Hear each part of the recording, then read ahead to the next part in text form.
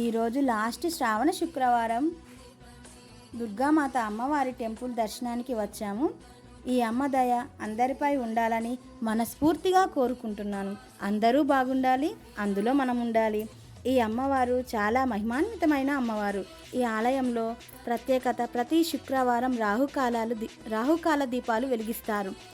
ఈ రాహుకాల దీపాలు ఎందుకు వెలిగిస్తారంటే భక్తులు వారి తమ కోరికలు నెరవేర్చమని ఆ తల్లిని కోరుకుంటూ నిమ్మకాయ దీపాలు వెలిగిస్తారు. ఈ దీపాలు వెలిగించిన వారికి వారి కోరికలు నెరవేరాలని 9 వారాలు, 5 వారాలు, 11 వారాలు, 21 వారాలు అలా వారి కోరికలను బట్టి ఈ దీపాలను వెలిగిస్తారు. ఈ కోరికలు తీరిన వారు అమ్మవారికి ఒడిబియ్యం, పసుపు, కుంకుమ, చీర, గాజులు, పూలు అన్నీ అమ్మవారికి సమర్పిస్తారు.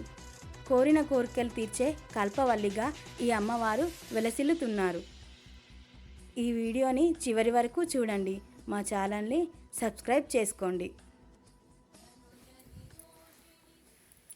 నందిని నందిని నందిని